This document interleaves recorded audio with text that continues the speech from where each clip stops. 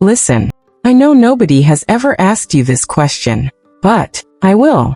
If a system can predict your behavior before you're even conscious of it, who's actually in control of your life? Don't scroll away, because in the next few minutes, I'm going to show you that the phone in your hand isn't a tool you're using. It's a system that's been using you. The last time you opened Instagram, the algorithm already knew you were going to. It didn't guess. It knew. It had already predicted your emotional state, the exact window of low resistance, before you even touched your phone. You didn't open the app. The app opened you. And here's the question nobody is asking. If a system can predict your behavior before you're even conscious of it, who's actually in control of your life? In 2026, the apps on your phone are not passive tools.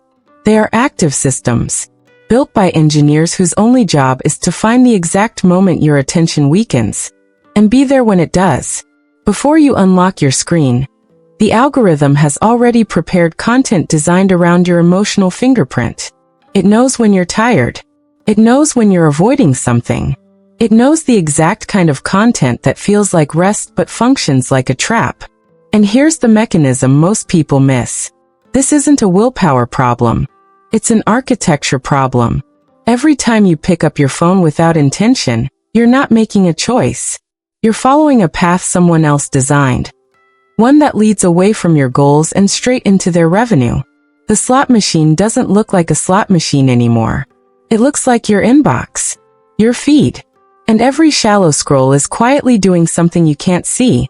It's replacing the neural pathway that leads to your deepest, most valuable thinking with a highway that goes straight to the feed. The people who will do their best work this decade won't be the ones who work hardest. They'll be the ones who can still think deeply. 2 years ago, a 24-year-old graphic designer named Daniel was considered one of the most promising creatives at his agency. His ideas were sharp. His work was original. His colleagues called him the guy who could solve a brief in an hour that others spent a week on. Then something started shifting. Not dramatically. Slowly. He noticed he couldn't hold a thought as long as he used to. He'd open a blank document, and within 4 minutes, he was on his phone. He'd start a concept, lose the thread, check Twitter, lose another 20 minutes, come back, and the idea was gone. He started missing deadlines. Not by days, by hours. But the hours added up. His creative director pulled him aside one afternoon. Daniel, your last 3 concepts were safe. Safe isn't you. What's happening? Daniel didn't have an answer. Because from the outside he was working constantly. His screen time showed 7 hours a day of activity. He was always busy. Always responding. Always available. But he wasn't producing anything that mattered. One evening, he left his phone at home by accident. He drove to a coffee shop, opened his notebook, and sat with a brief for 2 uninterrupted hours. What came out of those 2 hours was the best work he'd done in 18 months. He sat in his car afterward and thought about that. 7 hours a day on a screen, and nothing. 2 hours with a notebook and no phone, and his best work in a year and a half. That was the moment he understood. The problem wasn't how much time he had. It was what the time was being used for, and by whom. Daniel didn't delete all his apps that night. He did something more surgical. He audited every digital touchpoint by one question.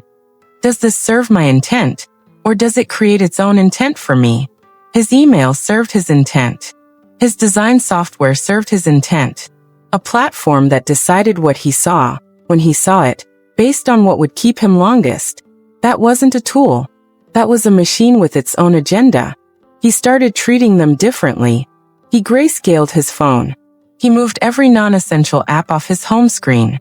He created 1 hour every morning, before anything else, where his phone stayed in another room and he worked on one thing only. Within 3 weeks, his creative director called him into her office again. "I don't know what changed," she said, "but the Daniel from 2 years ago is back." Daniel didn't find more time.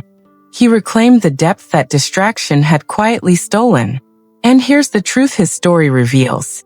You are not failing because you lack discipline. You are operating in an environment specifically engineered to make focus impossible. and calling yourself lazy for struggling inside it. The solution is not willpower. It is architecture. Design your environment before your willpower is tested. Make deep work the default, the path of least resistance. Make distraction require effort, not focus. Because the question was never, how do I use my phone less? The real question is, who is designing my attention, me or them? You already know your attention is worth something. That's why so many systems are built to take it. Every app, every notification, every algorithmically curated feed exists because somewhere, someone calculated exactly what your focus is worth and decided to take it without asking. The question is whether you're going to let that continue, because the people winning right now, the ones producing work that actually matters, building things that last, thinking thoughts that go somewhere, they didn't find extra hours in the day. They just stopped donating their best mental energy to machines that were never working in their interest.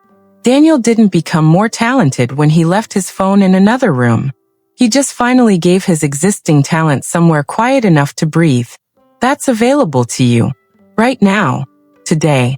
Not after a 30-day detox. Not after you find the perfect productivity system. After one decision, that your attention belongs to you. Digital minimalism isn't a lifestyle trend. It's not aesthetic. It's a declaration. I am the one who decides where my focus goes. And if you've watched this far, some part of you already made that decision. You just needed to hear it said out loud. So here's what I want you to do right now. Drop a comment below and tell me, what is the one thing you would finally finish, create, or start if distraction wasn't constantly pulling you away from it? One thing. Write it down here. Because saying it out loud is the first real step toward protecting the time to do it. And if this hit something real for you, if you felt seen in Daniel's story, share this video with one person who needs to hear it. Not to go viral. Because that person in your life who's constantly busy, but quietly losing their creative edge. This might be the thing that shifts something for them. Subscribe if you want more of this. Not motivation. Not hacks. Just the uncomfortable truths that actually change how you think. In a world engineered for distraction, the most rebellious thing you can do is think deeply. Stay with us. We're just getting started.